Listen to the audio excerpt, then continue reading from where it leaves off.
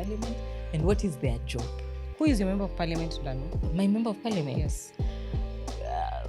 Where I live, it's Nani, KJ. Okay. Where I grew up, it is Jalango. Okay. So, entertainer spec yake. Mine is also an entertainer. It's called Titus Hamala. If you know, you know. You know Titus Hamala? He doesn't attend parliamentary sessions allegedly, but he dances at funerals. It's like a very dramatic guy. Watu wangu, parliament is involved in how money is allocated to different departments. Yes. They are involved. Your MP is involved. Asikwambia siku anajua hii pesa ikuko inaenda hapa. If your county or if your constituency has an issue somewhere, they don't have classrooms, they don't have health facilities, they don't have sports fields for children, your MP was involved. they are aware. They are aware. So they should not come to you and say we were not given. They are aware. They were part of the process. I think we should be paid sitting allowance for work. Right? Because if your job is to go to parliament to debate, why are you being paid sitting allowance? It's literally part of your job description. Why? But anyway, this podcast is not here to incite anyone. But I also think salaries of MPs should be set by head of HR, the meanest head of HR. Who? Yes. Which company has the meanest head of HR? DM us. DM us. Kuna kitu tunataka kuongea. The meanest HR. That is the one we need to go to SRC. SRC, yes. Aende SRC. Huyo ndio tunataka ende SRC.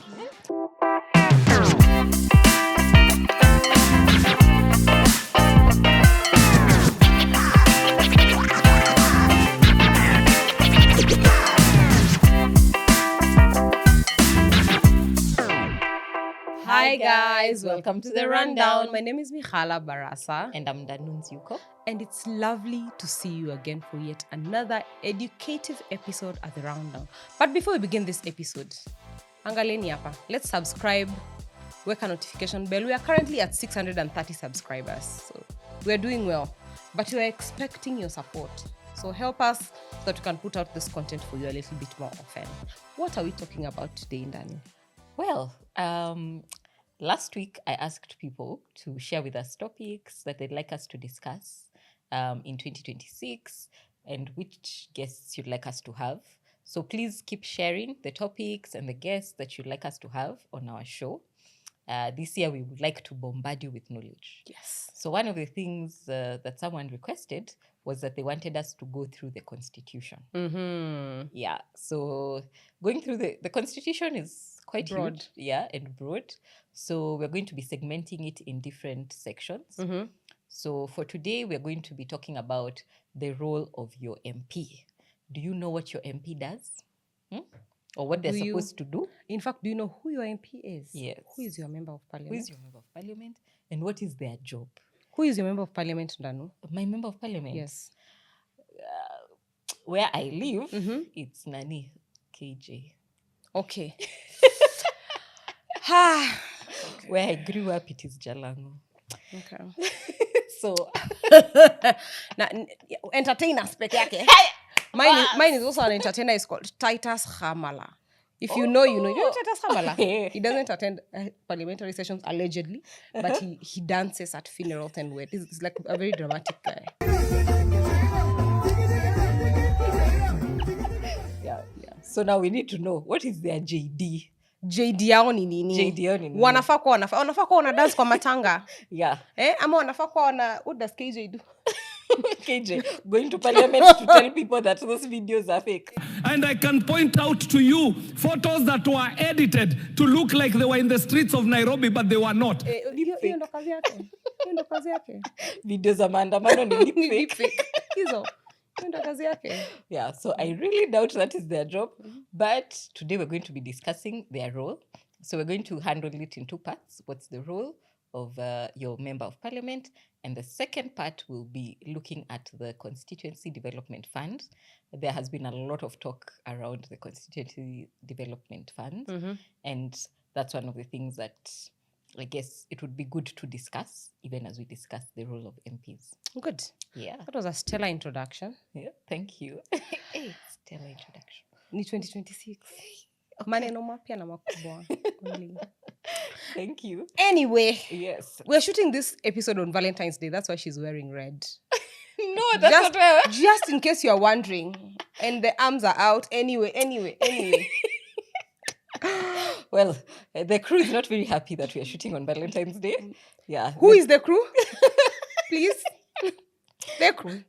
Marvin, the Gen Z. If we start talking, the crew is quite. Let me not anika Marvin. But I think Marvin will be just fine, guys. Marvin will be just fine. I've had a chat with him. You might attend. He'll be just fine. Say Valentine's is a normal day. Yeah. People should work on Valentine's. Don't let people who are married lie to you. Valentine's Day is special. It is special. Now, wanaenda nyumbani kwa mtu wao. Huyu anaenda nyumbani kwa mtu wake. Anaenda tu abuke. Nitawekea Instagram. Anyway. So thank you. So maybe just to start us off, Mihala. So maybe you can start off by telling us, as per the Constitution, since you keep reminding us that the Constitution is our Bible on this channel. Yes. Yes. Leo mchungaji alisahau the channel Bible nyumbani. Makosa ilifanyika, but it shall not happen again. Tutatumia soft copy. Tutatumia soft copy. And our preachers don't like us using the soft copy. Yes.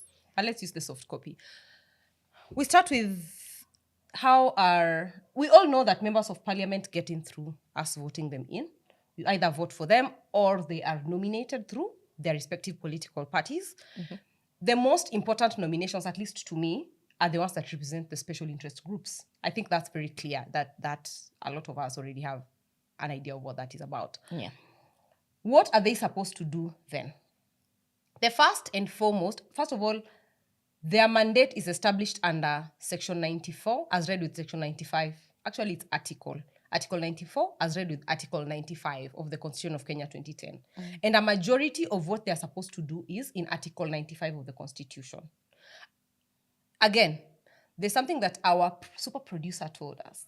So we are going to mostly refrain from reading for you verbatim what those roles are and try as much as we can to explain them to you. The first role is legislation.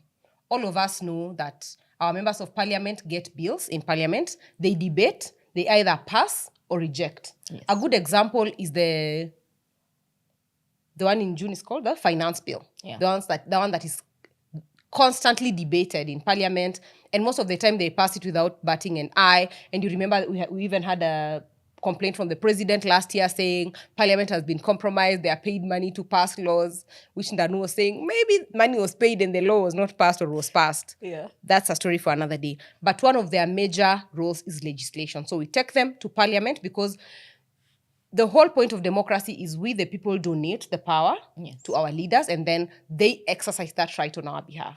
So one of the ways they exercise it is they debate those laws in parliament and either pass them or not pass them. And they're supposed to consider your interest while passing those laws. Si ati mse amekuja amepewa allegedly ka 2 meter, then they're like, okay, we are going to pass that. Nyinyi shauri yenu kwenye mko. So that's one of the rules. The second rule is... Before you get into that, I think there have been a lot of issues on bills that are pending in parliament that are yet to be passed. And we have different groups that are probably pushing for those laws to be passed. So if you would like to learn more about, when you go, the parliament has a website. So if you'd like to learn and to see which bills are pending in parliament, just go to their website. You can be able to see which laws have been passed recently and which ones are still pending. Oh, they have a bill tracker. Actually, I forgot that. They have a bill tracker.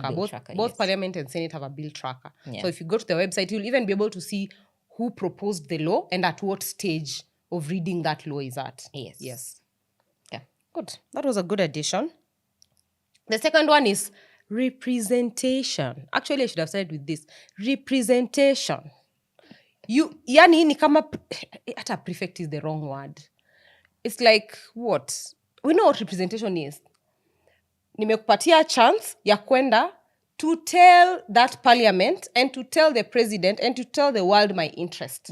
That is exactly what parliamentarians and MPs are supposed to do.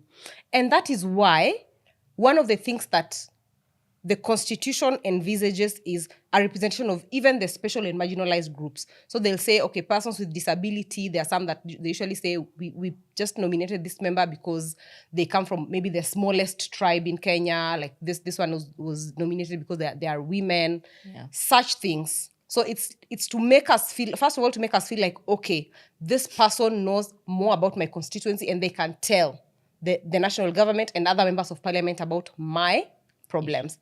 Now, the issue for me usually comes in, and this is maybe you can weigh in on it.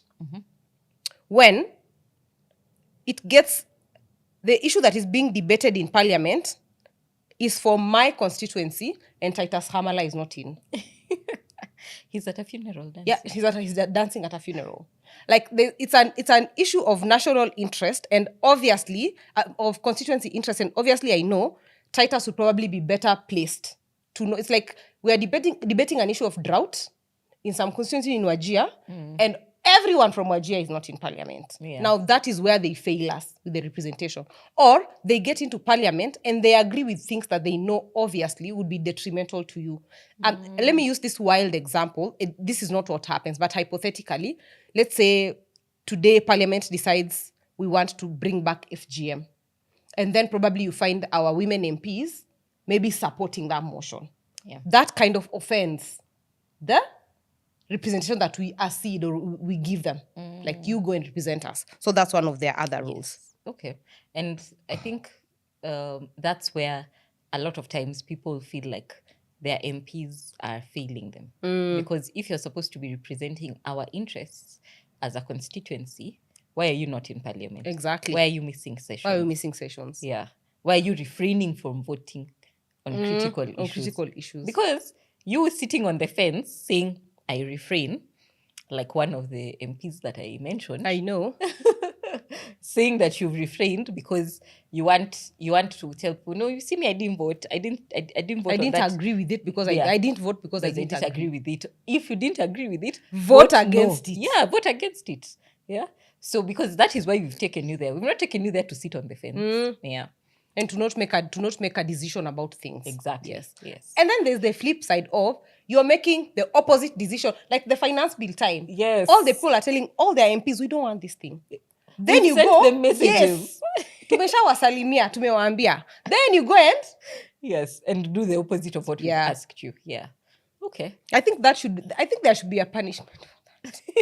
Yeah. Well, it's said that Central Kenya hold a grudge. They do? Yes. So if you want to end your political career in your first term, just go against your people. Go against the people who voted for you. They don't forget. You're not coming back in. Western Munaskia. Munaskia. Are you guys listening? Yeah. The other role of our MPs is debating on national issues. And I think this we see a lot. Yes. But I think the body or the house that does this better is the Senate. Because we're always seeing something being debated on in Senate. Yeah. But a good example of such debates are, I think, one of the things that got one of the widest coverage is the education. They move from 844 to CBC and how CBC works. Yeah. So if you follow parliament proceedings closely, you'll see there are some issues of national interest like SHA. Sometimes you see this getting debated a lot in parliament. Where are the funds? Where have the funds gone? Where have the funds not gone? So that is also another thing that the parliament does. Sometimes they'll debate on issues that are already ongoing. Sometimes they'll debate on issues that are anticipatory. There's one thing that when I was watching the news the other day, Sifuna was talking about like the exploitation of oil, something in Turkana, and he was like, this is a big conversation and we are at public participation stage. I don't know if that conversation has been debated in parliament, but if it has been, I would be very interested to see what our members of parliament have to say about it, because he was saying there's a lot of irregularities on how the project is being handled. And if it's been debated in any of the houses and how that thing is structured, then we need to know like what is it that is going on there. And on that note, I think parliament has first of all, they have a Hansard, which is like notes. Yes. So I think you can publicly access that. But even better, they usually have a channel. I think it's a YouTube channel nowadays it used to be a TV channel, but now it's a YouTube channel. Most of the time, you can just go and like watch. Yes. You can watch parliamentary proceedings there. I really enjoy the South African Parliament.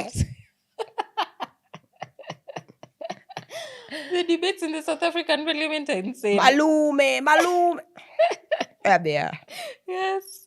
Actually, when you okay, not to say that our current parliament don't know how to debate, but do you remember when we were kids and we had Akina Mutula Kilonzo Senior, Orengo. Akina Orengo in Yes. parliament? Hey, those guys, you just used to like you actually Those were sit some down good and debates, watch. actually, yes. Yes. And there were meaningful debates. Very meaningful debates, yes. They knew their stuff. I also like to listen to.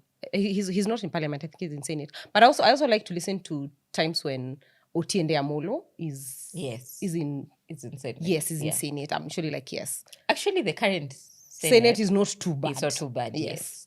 Actually, and I liked it more when Mutula Junior was there. Mutula Junior. When you're done being a governor, go back. Rudy, go back to Senate. Aki politics. Gosh. Yes. And what's the next responsibility?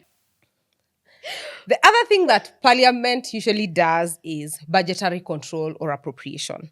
This one is they authorize government expenditure and oversee the allocation of national revenue. So parliament is usually parliament is involved in how money is allocated to different departments. Yes. They are involved. Your MP is involved. Asikwambie siku anajua hii pesa ikuko inaenda hapa. If your county or if your constituency has an issue somewhere, they don't have classrooms, they don't have health facilities, they don't have sports fields for children, your MP was involved. They are aware. They are aware. So they should not come to you and say we were not given. They are aware. They were part of the process. And they are part of the problem. And I think this ties into the issue of they also vet appointments. Yes, they do. Our cabinet secretaries and some of the officials that come into seats that are of national interest. Yes. And sometimes you listen to the vetting and you'll... So I was recently listening to Senator Kajwang when he was talking about when the Public Accounts Committee was under fire. And one of the things he was saying is during the vetting process of a lot of government officials and CSS, when this goes to Parliament especially, and even to Senate, there's a question on it on whether or not you've been implicated by a report that has come before the Public Accounts Committee. Yes. And the way he was putting it is like, we gloss over it and go straight to what is your net worth. The thing is, at that point, I should not be caring about your net worth as much as I should be caring about the incriminating evidence that is already against you in the Public Accounts Committee. Because if we were that keen, then there's a lot of CSS and a lot of government officials that would not be where they're supposed to be. Okay, makes sense. So there's also a loophole in how they address that role. Because I can't come to you as a CS to be vetted, and you're more concerned about whether I had an extramarital affair, how many wives I had, whether I have a house in Karen, and all those. And then there's this very important aspect of, there's a point where public funds were used. Maybe I'm an ex-governor, public funds were used.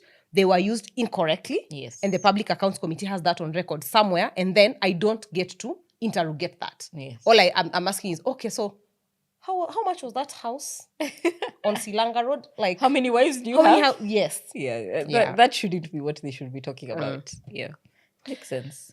Okay, so maybe the last one. Do you have any other role? Do you want to talk about any other role before we go to the last one? No, I don't think so. I think you've talked about the main roles, representation, because mostly their main job actually is representation. Yes, that's the main thing. They should be in Parliament. I also don't get why they are paid sitting allowance, but that's story for another. I think we should be paid sitting allowance for work, right? Because if your job is to go to Parliament to debate, why are you being paid sitting allowance? It's literally part of your job description. Why? But anyway, this podcast is not here to incite anyone. No, but I also think salaries of MPs should be set by head of HR, the meanest head of HR. Who? Yes. Which company has the meanest head of HR? DM us. Kuna kitu tunataka kuongea. The meanest HR. That is the one we need to go to SRC. SRC, yes. Aende SRC. Huyo ndio tunataka ende SRC. If you have a mean HR, tell us. Hapa kwa comment section. Yes. Kwa comment section. Ule mwenye akienda ati bonus unaenda kulipa slash Sitting on 200 pa. Mko ngapi? Mko ngapi? 3 mko ngapi? Anaeka job groups for Times you to move to the 200. next job group. You need to stay in that role for the next 3 Umekuja years. sittings ngapi? Wewe unapata demotion, disciplinary. But tell us. We want that HR. Huyo ndo tunataka ende SRC. Anyway, as we come to a close of this part of the episode, the last but not least of their roles is to oversight CDF. Yes. Now it's called the NG-CDF, but initially it used to be called the CDF. And there's been a lot of, we're going to speak more about it, but there's been a lot of controversy in how the CDF has been handled through the years from its inception in 2003 to date, that even the role of the MPs morphs every single day. Yes. But at this point, we are mostly at oversight and sometimes at determining what projects at the grassroots are given preference. But basically, they're heavily involved in the CDF. I don't know if you saw somewhere, I can't remember who it was saying MPs should stop putting their names on CDF projects. Yes, they should. That's not your personal money. It is not. It's not your funds. Hey, Kwanza, there's another women rep, let me not say, who likes putting her face on sanitary towels. Please, stop. Imagine being groggy and seeing someone's face. Please stop. Thank God her given face money got... by some NGO or foundation to distribute sanitary towels to the vulnerable girls. Then the first thing you do, plaster your face on them. Please, no. Please, MPs, do better. Did you see the other one where an MP donated uniforms to a school? Then at the back, it's written, donated by... No! Yes! I'm telling you, hey, these MPs... we are back to the days of Sospita or Jabong who gave people mafuta with his face on it. We're back. We are back. Do better. People want to be re-elected at all costs. Do better. Hey, you go to a school. This toilet was donated by... Yeah, that's not right. Kwanza, the one that makes me laugh is this sheds for boda the boda ones. Kwanza, there are so many in Western. And those two sheds have been built badly. And they're so terrible. Kwanza, there's one, let me not say where. I'm usually like, why is your name on this? First of all, this area looks like it's a very prestigious area. Yes. This shed should probably be like a proper... a benchmarking station for where bodas come. Yeah. And then you were putting there 2 wooden structures, 2 wooden pillars. And then you tell us, and an iron sheet. Bye. Alafu unatafuta rangi ya kuandika. Imagine. Hiyo pesa ya rangi si ungetengeneza shed mzuri. It's insane. I think we need to do better. And I'm all for personal branding in your career. But there's some personal branding it's bad even for optics. Yes, it is. Yeah. Because we will still remember that Ndindi Nyoro used his CDF to build schools without him having to plaster his face. I don't know if he's... I doubt. I don't think he has. But I don't know if he's put his face on those schools. But I've not seen it. The teachers, the pupils in his constituency are all happy. Yes. That's all you need. By the way, if you have happy students in classes... Yes. That's it. Happy teachers. They're going to tell their mom, we have a new... Mommy, we have a new class. Exactly. We have a computer lab. Like, let the results speak for themselves. And even the students in the schools in his constituencies, they're doing very well. Yeah. Yeah. And they will. That's the only branding you need, imagine. Not you plastering your face all over everything. Please. Oh, gosh. Yeah. Whoever you are, I know you know yourselves. Do better. Do better. So thank you, Mihala, for taking us through that first segment of the show. A shout out to our camera and sound crew. So this episode, the nice cameras, I know, can you see me well? Am I looking good? Yes. Okay, now focus on Mihala. Is she looking good? Yes, I am. Yes. So all this is courtesy of Lightring Media. Okay. Their contacts are in our description box. You can also follow them on Instagram at Lightring Media. Thank you. Thank you, Marvin. So now, as we move to the next part of this episode, so you had already started talking about Ndindi Nyoro. I think he's been all over the media Yeah. because of what he did. I think Yes. I listened to an interview he was on NTV in December. And I was like, I was like, I want to know, where did you get all that money to do all that? Right? There's enough money to do all To do that. all this stuff. And you anyway. So I was quite impressed by what he has done. And maybe people from his constituency can tell us, are you actually happy with the things With the he has service, done? yeah. Yes, with the service. And can you see the impact of the projects that he has done? Yeah, because there's been a lot of talk about it online, and we'd like to know if it has made an impact on the ground. Okay. So to start us off, first question, Mihala. What is the legal basis for the NGCDF? Good, that's a good question. The NGCDF Act is the NGCDF itself is established by the NGCDF Act of 2015. Yes. But I want us to remember that this is not the first interaction we were having with the CDF fund. So the CDF fund is a creation of an older MP from Old Kalau. I think it's called Engineer Muriuki Karue or something. And he's credited as the father of CDF. The reason why that 2003 Act came into force was because, you remember at that time, we didn't have the new constitution. The constitution came in 2010. At that time, the goal was to decentralize services that the national government offers and to kind of make sure that money reaches the grassroots so that I do not have to go all the way to the president to say I need money to maybe like build a school, to like build a hospital, like to do small projects. So initially how that project was structured was, look, the national government has money. Let's pull some of this money and give it to constituencies so that they're able to do development at the grassroots without really having to wait for the national government to give those approvals. Yes. When initially it was enacted, I think that was in 2003, it worked, let me say, decently well for a bit, up to the time the Constitution was enacted in 2010. When the Constitution was enacted in 2010, the CDF Act and the way the CDF was working was okay-ish pre-2010. But when the 2010 Constitution was enacted, there were some inconsistencies between the national government, county government, constituency, and the whole CDF structure. Because remember, when I started, I said the CDF was predominantly put to handle projects at grassroots. And remember, at this time, we have national functions and devolved functions. And obviously, a constituency is a unit of, you could more or less say a unit of a devolved government because it's like a sub-county-ish of sorts. I think that's how I would think about it. Because of that lapse in that structure, we started seeing, because of that inconsistency, we started seeing cases being filed in court about it. So there's been a myriad of cases running from, I think, around 20. There might have been earlier ones, but the dominant ones are running from 2013 all the way, I think, to even this year, as recently as 2025, 2026. So what lawyers and legal practitioners were saying was, look, we've already devolved some of these functions. Some of those functions have remained with the national government.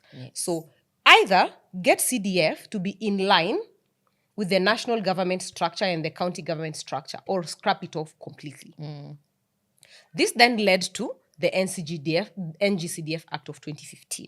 So what the NGCDF Act of 2015, which was commenced in 2013, was meant to do was to kind of harmonize the inconsistencies in all these laws and to kind of come and say, look, these are government projects, these are county projects. We are only going to deal with, actually the 2015 one is, we are only going to deal with certain government projects. And that's where they get their basis from. So the current CDF structure is a baby of the NGCDF Act of 2015. But if you look at its heritage, we started at 2003 with that structure where it was like constituencies get money and you work on certain projects with that money. Okay. Yes. That's good.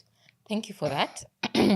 I know in terms of funding, the NGCDF is supposed to be allocated 2.5% of the national revenue. Yes. Yes. So when we look at that 2.5%, is the 2.5% now that goes into NGCDF, are all constituencies given the money equally? Is it distributed equally across all the constituencies, or does the National Treasury look at it on a need-by-need basis? That's a good question. So the first thing about that allocation is they get to, remember, when we say the national revenue, remember there's the county revenue and there's the national revenue. Yes. So the national revenue, the NGCDF board gets, literally the NGCDF gets 2.5%. Yes. Out of that 2.5%, there's 5% of it. So it's 2.5. I'm not good at math, but it's 2.5 of the national revenue. So then we have our 100. Yes. So we're starting from 100%. So NGCDF tumepata 2.5%. So see, us as NGCDF, this is 100. Yes. Kwenye tuko. So the national government will give us 2.5% of their national revenue. And remember also that 2.5%, it cannot go below 2.5, but it can be higher. If they decide to give you a higher amount, it's fine. Yes. But it can't go below 2.5. Out of that whole amount that is allocated, 5% is supposed to go to admin. So leave that The admin. running costs Yes, of the running cost of the NGCDF. So body. the NGCDF board, NGCDF committee, employees, whatnot. 5%. So this is the main NGCDF body. Yes, the main one, Yeah. the government one, Yes. like the national, the one on the national grid. Yes. Then some money remains. So there's some money that goes into allocation of funds to the constituency. Part of that money that goes into that allocation, let's say that they are a pool of 100%, 75% is allocated equally.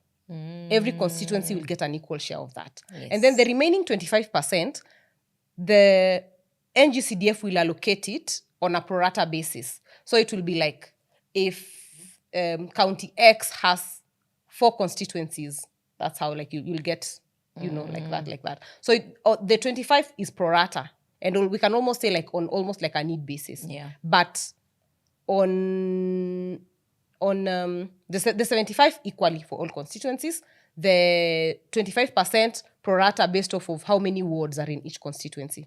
So if your constituency has 2 wards, because there are constituencies with 2 wards, so you'll get lesser because it's like each ward gets an allocation. Makes sense. After you've been allocated all that money, you've gotten your equal share from the 75%, your prorated share for each ward from the 25%. Yes. The NGCDF committee and board expects each constituency to keep a 5% emergency reserve. So amtumi kila kitu. Yes. I think by the end of the financial year, you're supposed to have like a 5% stashed somewhere. Yeah, so that's the structure. So the 5% should handle emergencies or disasters that probably could not be anticipated or planned for. Yes. Okay. I think one of the days we'll talk about disaster risk management in this country, because it is wanting. We need it. Yeah, disaster risk management is quite wanting in this country. So probably one of the days we'll discuss it. And it's good to note that constituencies are actually expected to maintain 5% of their allocation in case of an emergency. The same way you have an emergency fund, I am assuming you do. Yeah. By the way, Marvin, do you have an emergency fund? He nodded and said yes. So the same way we assume you have one, the same way the government should also keep one. Yeah. Yes. Okay, so Mihala has touched on a bit on the governance structure of the NGCDF. So as she had mentioned, there is the national board that runs the National Government Consistency Development Fund. So this body is like a corporate that runs on its own. It's like a legal entity that runs on its own, basically. Yeah. So Mihala had touched on that when we were talking about the allocation.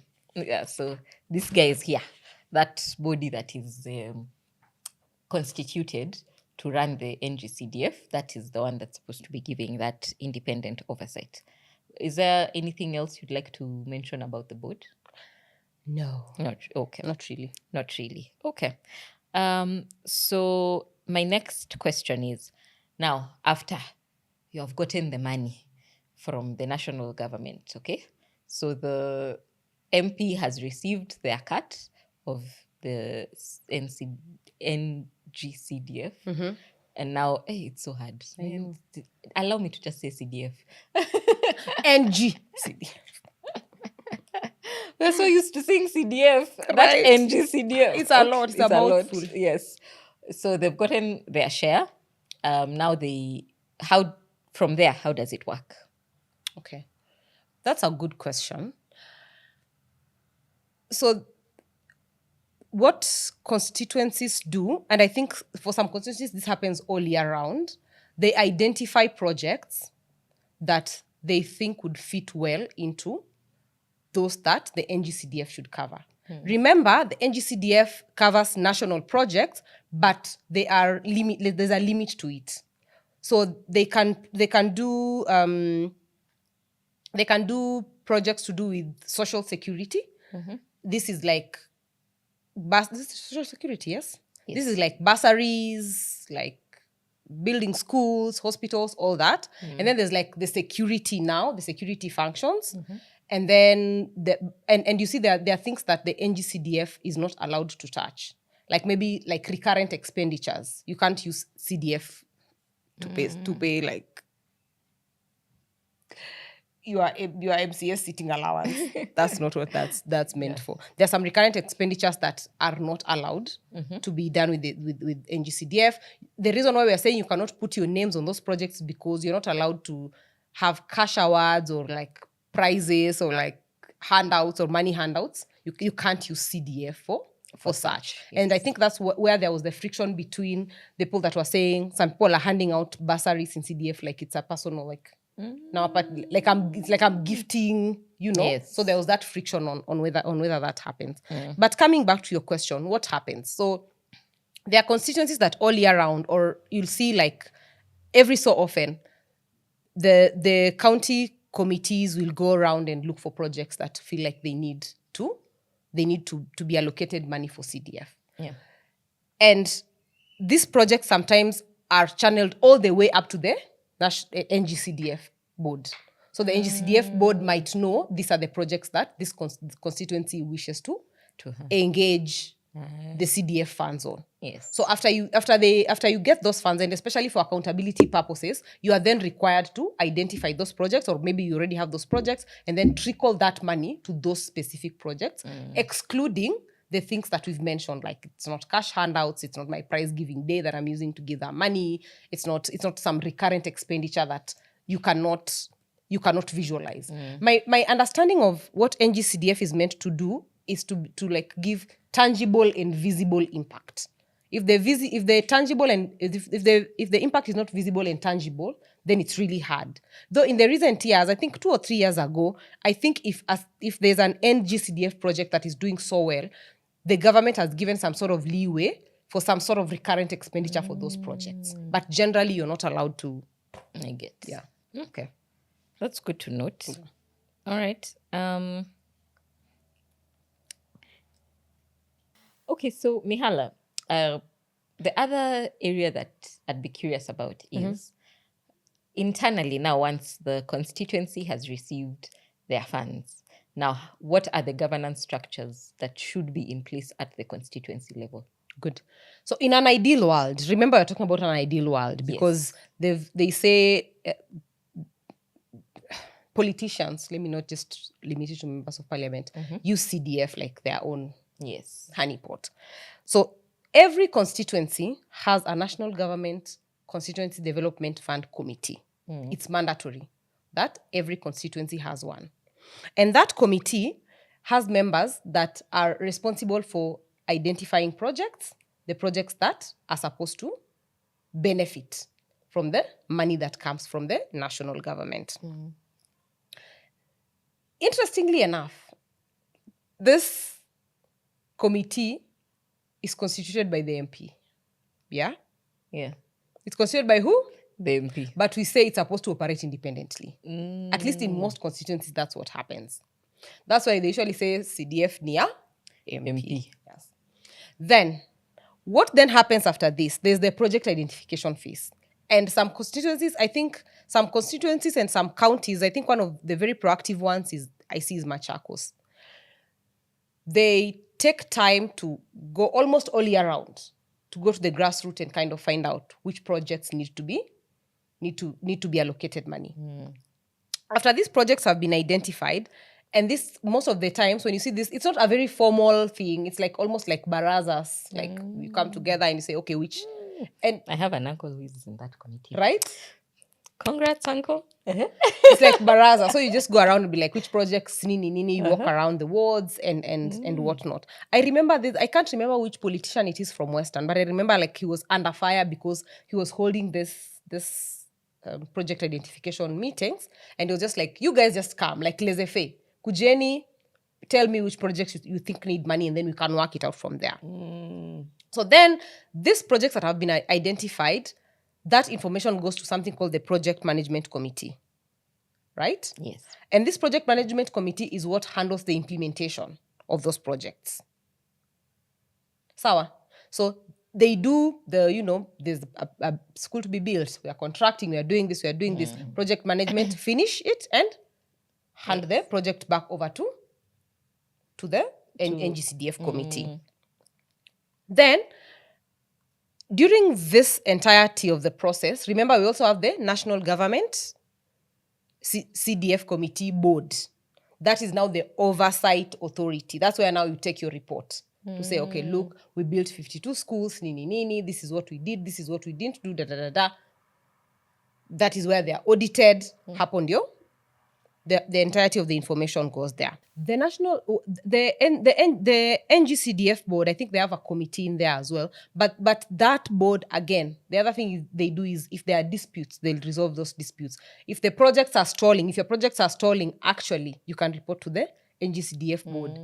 So they do the oversight part of it. And then last but not least, where does your MP sit in all this? Your MP is not supposed to be involved hapa katikati. Yes. Remember, role yake ni kulegislate. Now, some little bit of oversight, but they are not supposed to be involved in this entirety of the process. And I think that is one of the things, God rest his soul, Baba was fighting very hard. Because he was like, you cannot be legislating and, okay, he was like, move CDF to counties, but also you cannot be legislating and doing all these things and still being involved in the entirety of the process. Exactly. Yes. So that's sort of like the short governance structure that identifies. There. Okay. Yeah. Thank you for that, Mihala. I think that was, we've gotten a good understanding of how the NGCDF works at the national level and at the constituency level. So just to wrap up this episode, I know one of the things that people keep asking is the money that goes to CDF audited? Yeah? And I think you can speak to us about that. Ndanu, is the money that goes to the CDF audited? Yes. So first of all, as you know, we have an Auditor General in Kenya. So Chief Injector! Auditor General. The last time we said she needs protection, guys. I hope she's being protected. Yes. Yeah. So basically what happens is the Auditor General is supposed to provide oversight, or is supposed to audit all funds that are disbursed in this country, from national government, county government, up to the constituency level. Okay, even the various government, let's call them, what are they called? Committees? Yeah, government committees, ministries. Entities. Yes, entities. Parastatals. Yeah, sagas, the semi-autonomous government agencies, such. So the Auditor General is supposed to provide audit for all those entities. So in case you see that the Auditor General's office has a lot of officers, it's because they're supposed to be auditing everywhere. Everywhere. Yeah, They're the ones. KRA. Okay.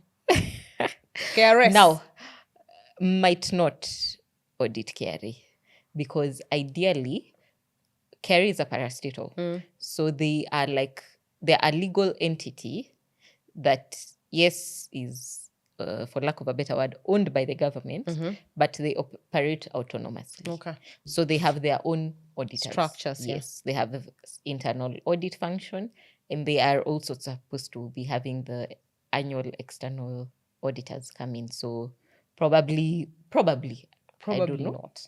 I've never checked. I think she should. The chief injector.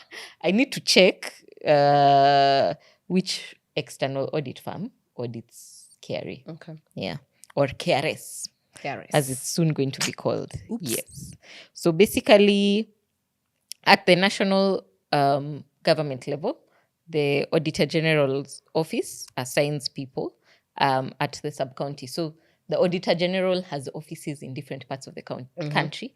So they have sub-county officials who then are supposed to be doing the audits for those constituencies. And they're also now supposed to audit the funds that have come in through CDF, how they were used, all that. Then, of course, Mihala has mentioned this when we were talking about the governance structures that are there when it comes to the NGCDF. So ultimately, they're supposed to report to Parliament. So the Auditor General's reports are usually tabled at Parliament. Parliament, yes. Yes. So once they're tabled at Parliament, then they're reviewed, they're scrutinized. If there was any malfeasance. If there was any malfeasance, then from that point, then the Parliament is supposed to institute now investigations and things like that. And I think that's where the issue of conflict of interest is coming in. Because if ultimately the audit report for the committee that you constituted is supposed to come back to you, there's a problem. There's a problem There's there. a problem, yeah. Yeah. You can't be you're the one...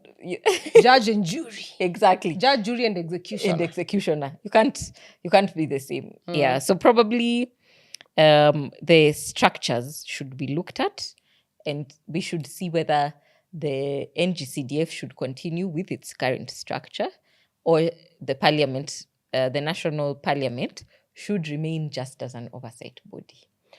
I think one of the things that actually, I remember this was a case that was filed by Dudley. I don't know if Dudley will ever get to watch this channel, but there's a very good advocate called Dudley.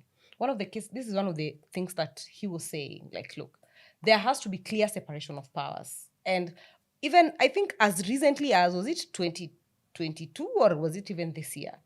One of the things that even the NGCDF is still struggling with is the concept of separation of powers. And you cannot say, I am constituting the committee and then now I am coming to play an oversight role.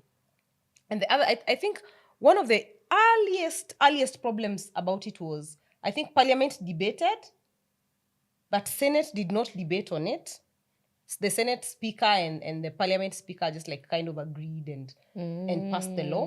I think that was overturned because they said, you know what, at that time, Senate had not been constitutional. Like it's fine, move on. But now coming back and looking at it in retrospect, there are steps, and the way this NGCDF is constituted at the moment, I cannot say is 100% in line with the Constitution on certain aspects.